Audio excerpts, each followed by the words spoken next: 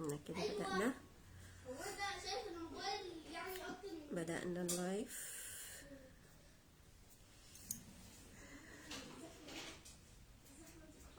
بقالي كتير لسه مفيش حد دخل.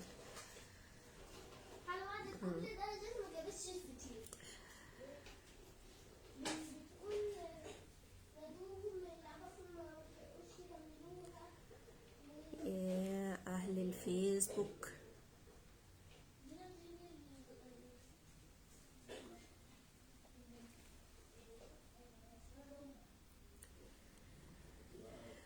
في أي حد هنا؟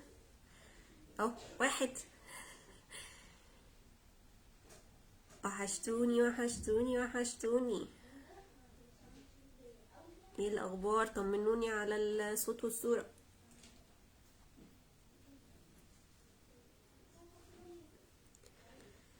بقالي مثلا كام شهر، بقالي كتير قوي مطلعتش لايف. يا ريت تطمنوني على الصوت والصورة، اخبارهم ايه؟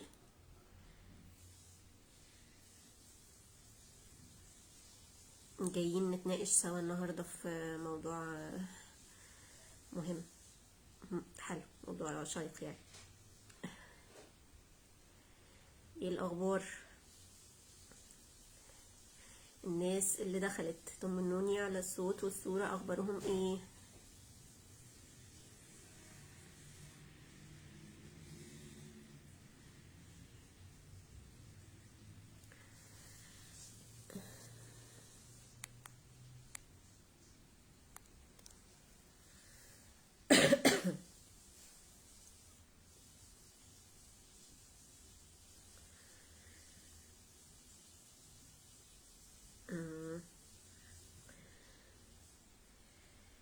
بقالي كتير ما طلعتش، وحبيت ايه نطلع نتناقش مع بعض في موضوع كده، وحابة اعرف ارائكم. بس اجمعوا بقى، يلا طمنوني على الصوت والصورة، اخبارهم ايه؟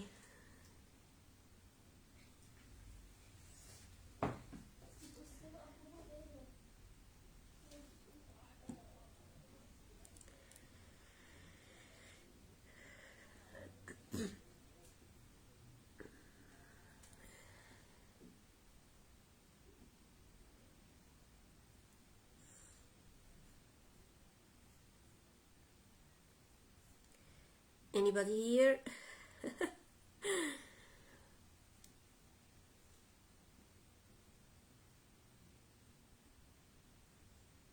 ها، قولولي.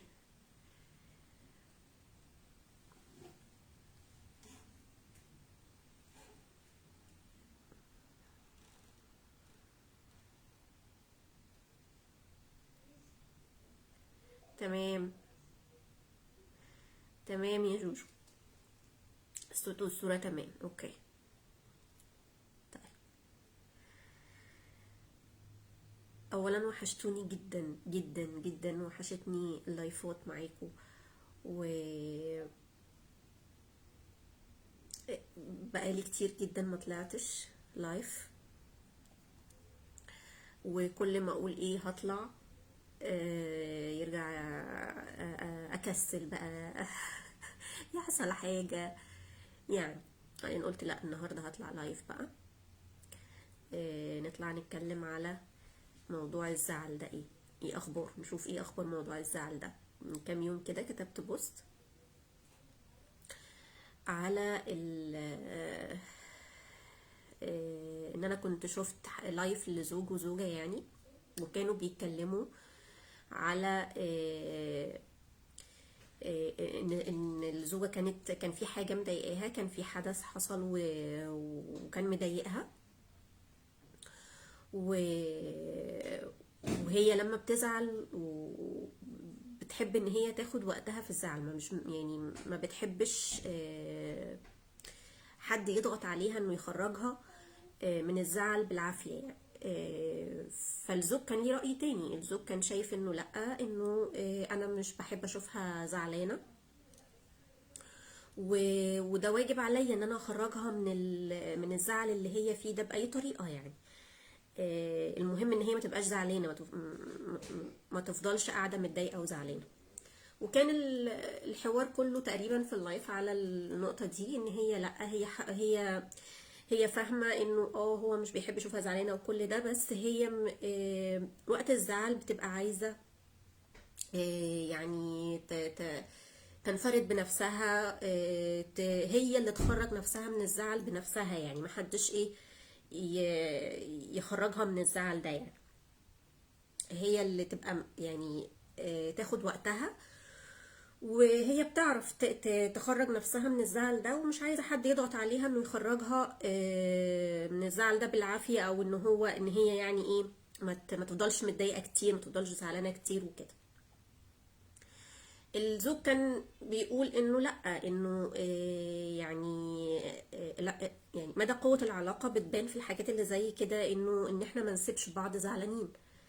طيب، دي وجهة نظر الزوج ودي وجهة نظر الزوجة. تفتكروا مين فيهم صح؟ يعني ايه هي وجهة النظر الصح؟ وجهة نظر الزوج ولا وجهة نظر الزوجة؟ حابة نتناقش يعني. انا طالعة اللايف ده النهاردة مش حابة ان انا اقعد انا اتكلم وبس، حابة ان احنا نتناقش ونتبادل وجهات النظر مع بعض. فياريت تقولوا لي رأيكم.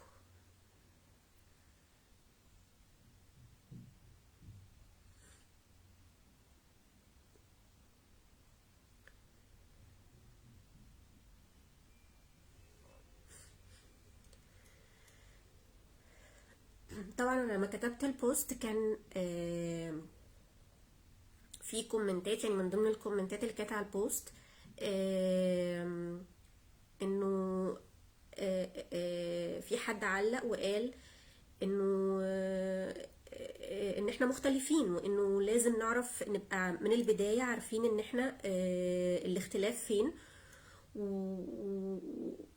وقالت برضو حاجة مهمة قوي عجبتني، انه محتاجين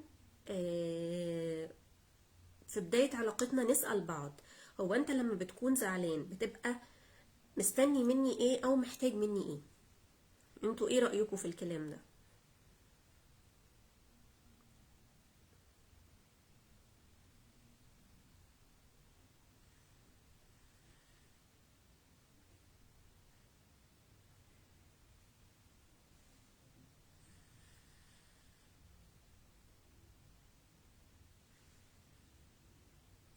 يعني نقطة مهمة فعلا، ان احنا مختلفين، ان احنا كل واحد فينا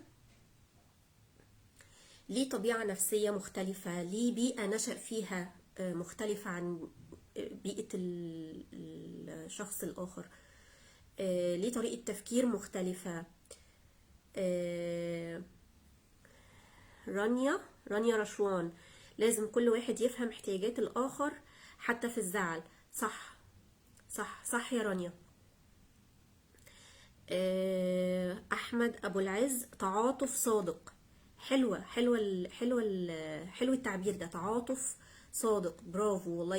لا يعني عجبني التعليق ده، صادق فعلا. هنتكلم في النقطة دي. ايه تاني؟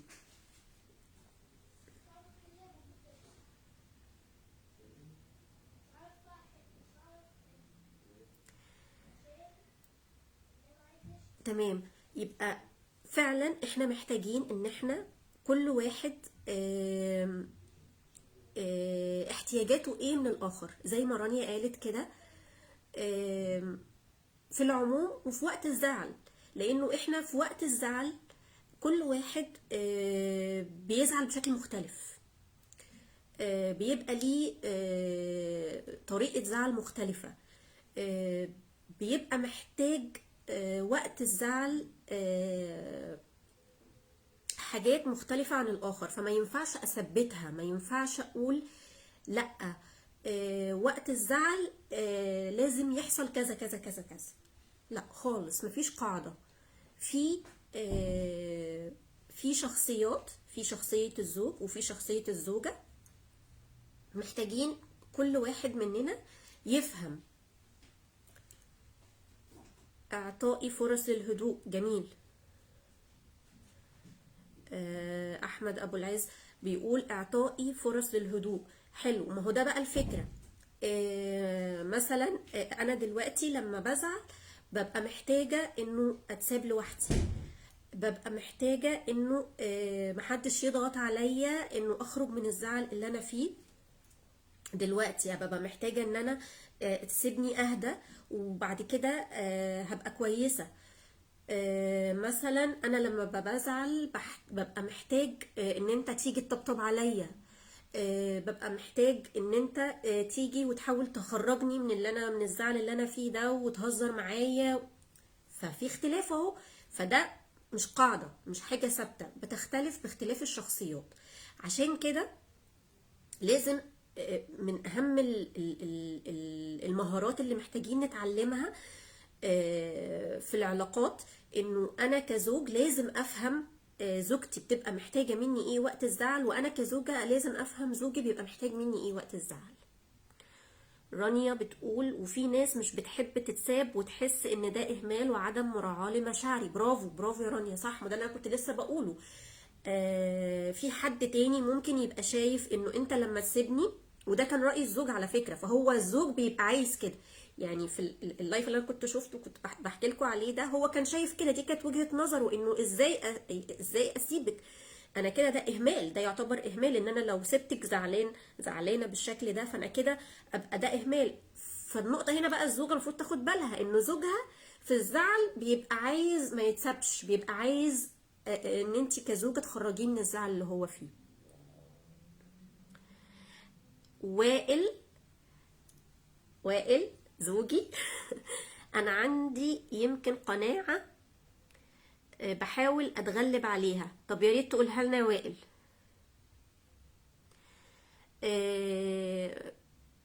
المهم ان احنا نتفق على ده. صح صح، ما هو في، هو اتفاق يعني. العلاقة ما بين الزوج والزوجة علاقة أساسها مبني على المودة والرحمة. فمودة ورحمة يعني أفهمك وتفهمني، يعني أشوف أنت محتاج مني إيه وأنا محتاجة منك إيه. نحاول نفهم بعض. ف وده في الاخر يوصلنا ان انا لازم هنحط بقى سيستم هنبقى ماشيين عليه على حسب شخصياتنا، على كل واحد وفهمه للآخر. فده هيبقى زي بمثابة كده العقد اللي ما بيننا، اللي احنا فيه بقى انت محتاج مني ايه وانا محتاجة منك ايه. مع الوقت بيبدأ خلاص دي الحاجات دي بنتعود عليها وبنبقى فاهمينها من بعض. سامح، مساء النور يا سامح. لو انت لسه داخل، احنا بنتكلم على طبيعة الزعل واختلافها من شخص للآخر، بالأخص ما بين الزوج والزوجة.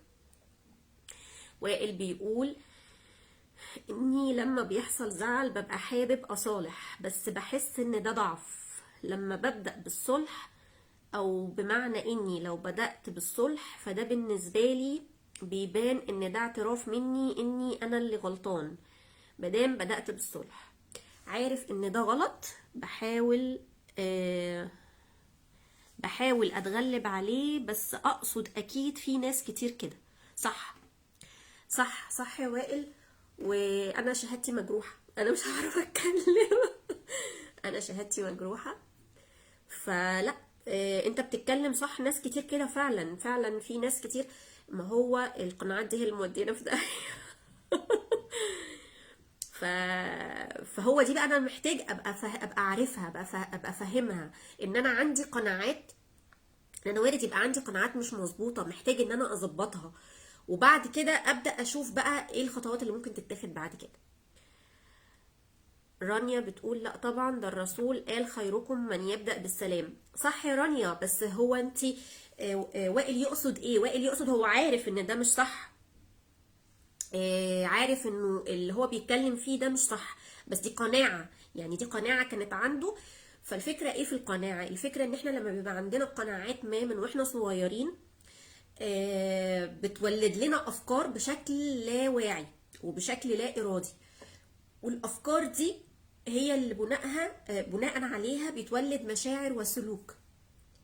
فنلاقينا بدون ما نشعر احنا بناخد السلوك النابع من المعتقد ده او من القناعه دي بنعمله غصب عننا. فبيبقى محتاج حتى في الوقت اللي انا اتعلمت فيه وعرفت انه خلاص انه ده مش صح، وان دي قناعه مش صح، وان دي قناعه غلط، لكن الموضوع بيبقى محتاج وقت وبيبقى محتاج مجهود، بيحتاج صدق مع النفس عشان ابدا ابدله وابدا اغيره و... واخد بقى القناعه الصح ان انا احفرها، وبناء عليها يطلع منها السلوك المظبوط. بس دي شجاعه منك يا وائل ان انت تقول كده، شابوه. موضوع مهم فعلا، موضوع مهم يا سامح. عشان كده انا حبيت ان انا ارجع بيه، لان انا فعلا بقالي كتير قوي ما طلعتش لايف. وحبيت كمان انه يبقى مش على قد ان انا بطلع اتكلم في معلومات، لا حبيت انه يبقى فيه مناقشة، فدي حاجة بالنسبة لي مهمة يعني، وهتبقى مفيدة جدا. طيب يبقى احنا كده مش مختلفين على انه كل واحد فينا ليه طبيعة مختلفة عن التاني، ووقت الزعل ده في العموم، وبالاخص بقى وقت الزعل بنبقى محتاجين من بعض ان احنا نفهم احنا عايزين ايه من بعض، محتاجين ايه من بعض علشان اقدمه. وزي ما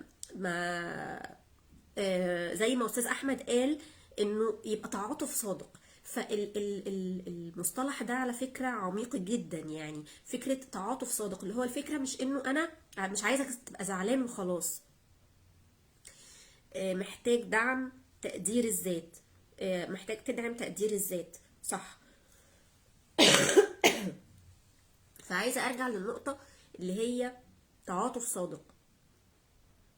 طيب انا دلوقتي الاساس في العلاقة ايه؟ انه الشخص ده يهمني، تمام. ف فطالما الاساس انه والاساس الموده والرحمه، اساس موده ورحمه والشخص ده يهمني، فانا محتاج اعرف انت محتاج مني ايه. ف فبمنتهى الصدق انا هبقى بسالك انت وقت الزعل محتاج مني ايه، فانا هقول لك محتاج منك 1 2 3، تمام، يبقى خلاص اتفقنا بمنتهى البساطه. خلاص وانس ان ده حصل، فخلاص ده اللي انت هتبقى مستنيه مني، وده اللي انا هديهولك، وخلصت. مش محتاجه ان احنا بقى خلاص ايه نتكلم كتير فيها. ففكره انه انا اقول لا، انا وقت الزعل ببقى محتاجه انه ابقى لوحدي، فانا اروح قايله لك او زوجي يروح قايل لا ما ينفعش اسيبك لوحدك علشان ده يعتبر اهمال. طب ما هو ده عندك انت، بالنسبه لك انت، وجهه نظرك انت، انما بالنسبه لها هي الموضوع مش كده. فاحنا محتاجين نفهم بعض. لو انت اصريت بقى، لو انت اصريت انه لا انت ما ينفعش، فاحنا ندخل كده في قصة تانية، انه في لعبة نفسية بتتلعب، يعني محتاجين برضو ناخد بالنا منها. في لعبة نفسية بتتلعب ما بين الازواج، اقول انا مش عايزة اشوفك زعلان، اصلا انا مش عايزة اشوفك زعلان. اوقات كتير طبعا، يعني انا مش هحكم ولا هقول ان ده بس اللي بيحصل، لكن لا، في اوقات بتتلعب اللعبه دي اللي هي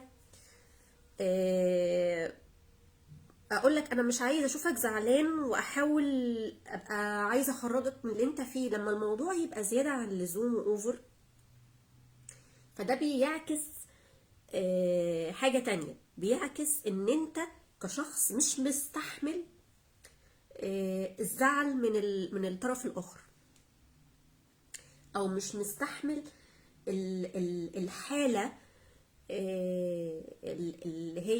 اللي ممكن تبقى فيها حتة ضيق، ممكن يبقى نكد شوية، مش قادر تتقبل ده. ف فتطلع منك لا اصلا مش عايز اشوفك زعلان، لا لا لازم تخرجي من الزعل اللي انت فيه ده باي طريقه، او لازم تخرج من الزعل ده باي طريقه.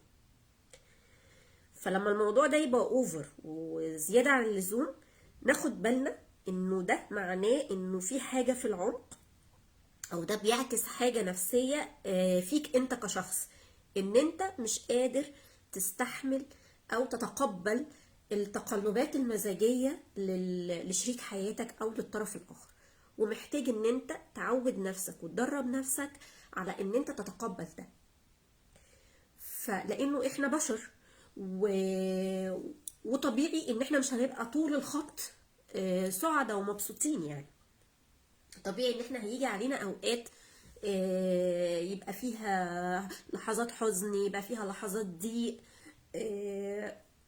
فمحتاجين من بعض ان احنا نتقبل ده في بعض، نتقبل التقلبات المزاجية لبعض. فهي الحتة دي اللي ممكن بعض الاشخاص ما بيبقوش واخدين بالهم منها، انه مش انت بتبقى مش عايزه زعلان على قد ما انت نفسك مش مستحمل او متقبل النكد اللي ممكن يبقى حاصل. ومش بتكلم على نكد اللي هو ان هي تبقى منكده على اللي حواليها او هو يبقى منكد على اللي حواليه، لانه ده مش مقبول. ده هينقلنا النقطه التانية اللي هو فكره ان انت لما تكون متضايق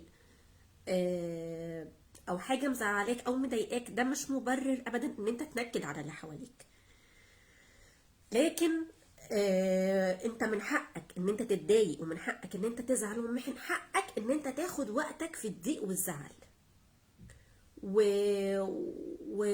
واحنا حواليك واجبنا ناحيتك، او حقك علينا ان احنا نسيبك براحتك طالما هو ده اللي هيريحك، فنعمل لك اللي هيريحك ونسيبك براحتك لغاية لما تفك لوحدك او تعدي المرحلة دي لوحدك، طالما انت ده اختيارك وده طلبك. بس دي الفكرة، ان احنا محتاجين ندرب نفسنا على مهارة تقبل التقلبات المزاجية في الطرف الاخر، وان احنا نبقى فاهمين هم محتاجين مننا ايه ونعمله. فهنا هو ده بقى التعاطف الصادق يا استاذ احمد، زي ما انت قلت.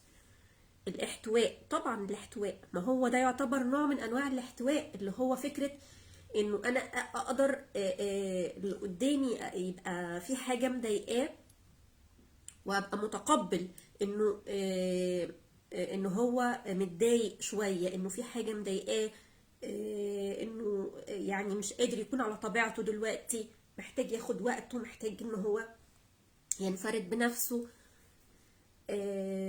فده نوع من انواع الاحتواء.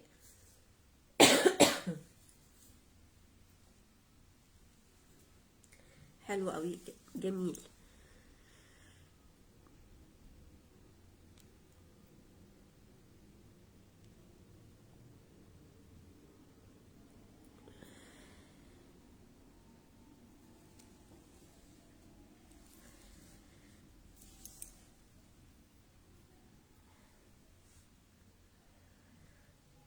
يبقى احنا كده عرفنا انه احنا كشخصيات مختلفين، كل شخصية مختلفة عن الاخر، وكل شخصية، وبالتالي كل شخصية وقت الزعل مختلفة عن الاخر، مختلفة في احتياجاتها اللي هي بتبقى محتاجاها، مختلفة في سلوكها اللي هي بتقوم بيه وقت الزعل، وبتبقى محتاجة من الآخر إنه يتقبل ده فيها. والنقطة التانية، الشخص اللي بيبقى زعلان محتاج يفهم برضو إنه هو في حدود لما يكون زعلان، إنه هو ما ينفعش إنه هو ينكد على الآخر. يعني أنت حدودك في إن أنت تاخد وقتك في الزعل زي ما أنت عايز.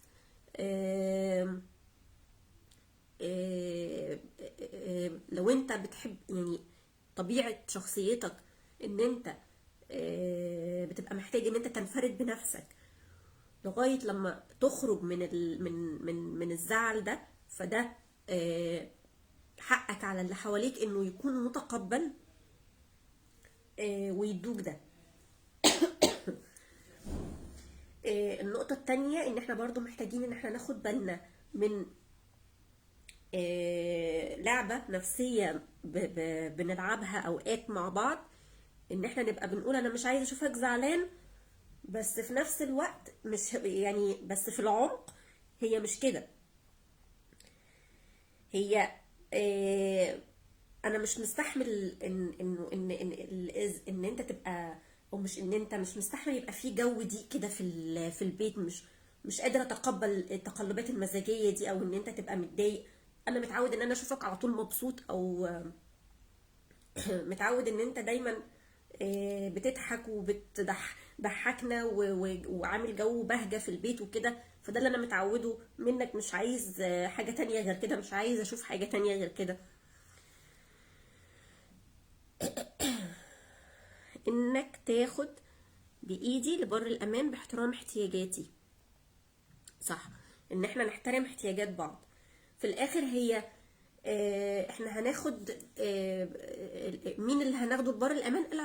العلاقة ككل هناخدها لبر الامان.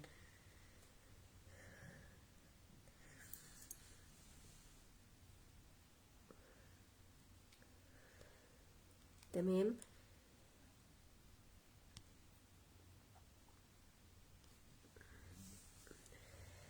طيب، مش عايزة اطول عليكم. يعني مناقشة كده بسيطة النهاردة، حبيت ان انا ارجع بيها لللايف تاني معاكم، و...